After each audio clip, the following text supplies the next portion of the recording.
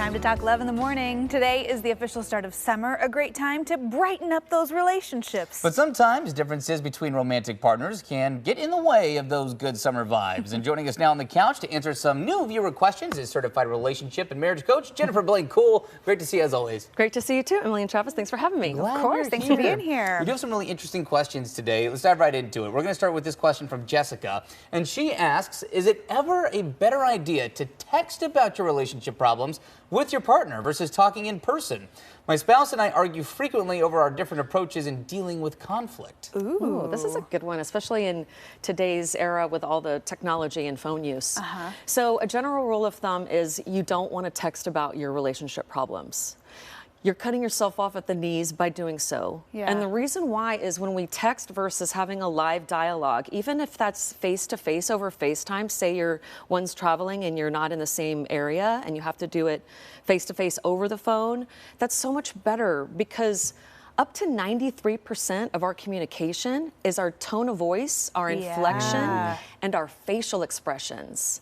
And that leaves a mere 7%, which is just words. It's way too easy to misinterpret or misjudge how somebody is feeling or what they're truly meaning or what their intentions are when we're stuck on text. And I think, you know, I feel like this is a common human trap that a lot of us fall in.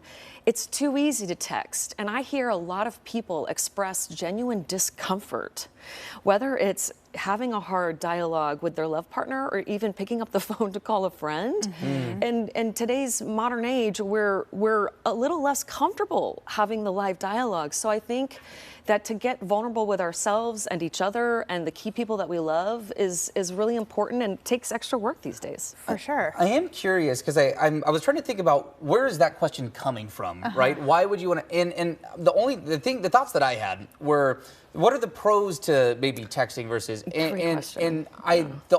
things that I thought of were, you know, the written word, right? You can maybe be more thoughtful. So you know, in my own experience, I do agree that in person is better. I'm not an expert by any stretch, but I do understand the idea of maybe, you know, maybe you're calmer or maybe you are able to just.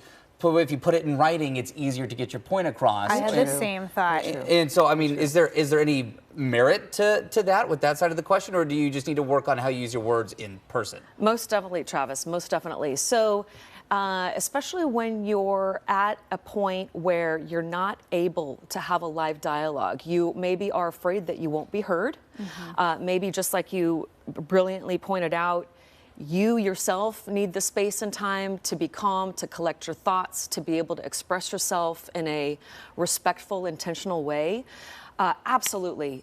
Texting, or better yet, writing a letter or even writing an email can come across to the heart much better than a text.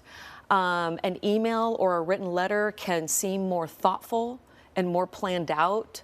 A lot of people can humanly judge a text as still being a quick response and getting out of the live dialogue.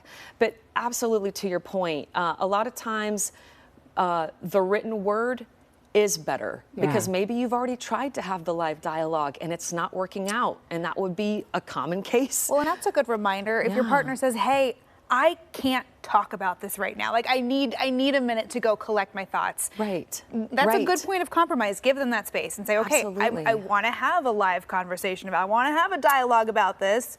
Take the time you need to maybe write some stuff down to collect those ideas. Absolutely. Come back to me. Yeah, that's great. And it also gives, like you said, the person has more time to respond and think about how they want to react. And so that's very important too. I like that. But no TTYL, BRB, no texting. Okay, next question here. It's sent in anonymously.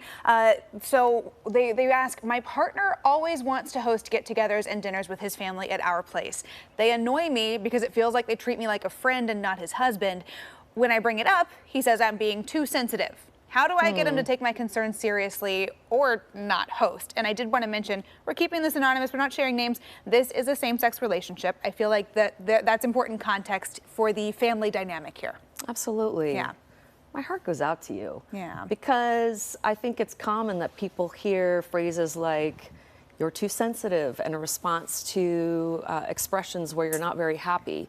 And I just want to say, if you're in a love relationship, you absolutely have the right to have your experiences and your feelings acknowledged as real.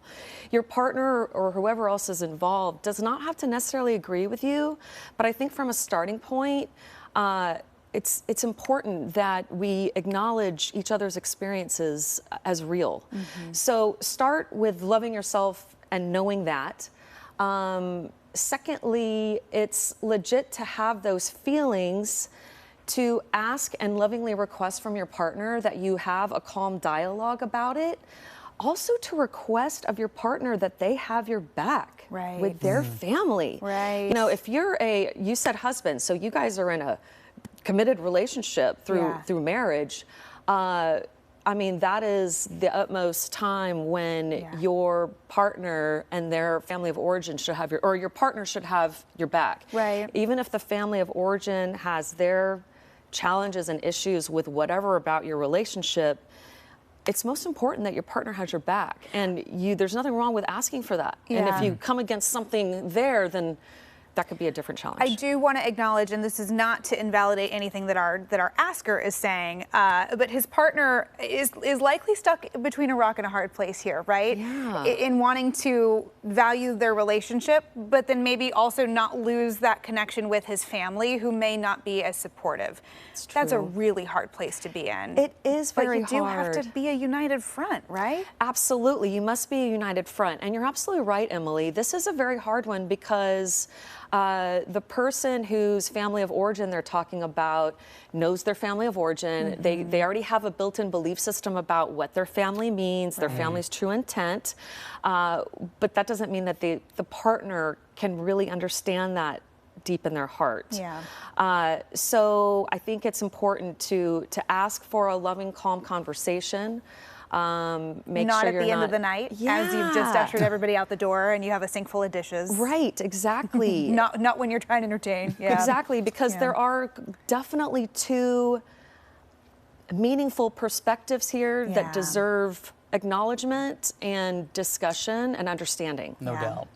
Well, interesting conversation, Jen. It's always great to have you in here, and appreciate the time as always. Thank you so much. Jen. Send in you guys love. Great That's a tough one. Good luck with those chats. Yeah. Hey, if you've got a question for Coach Jen, send us a message right now on the KOIN News AM Extra Facebook or Instagram pages. You could have them answered right here on the show. Remember, you can remain anonymous, so slide into those DMs. Hey-oh, it's the one time it's acceptable. All right.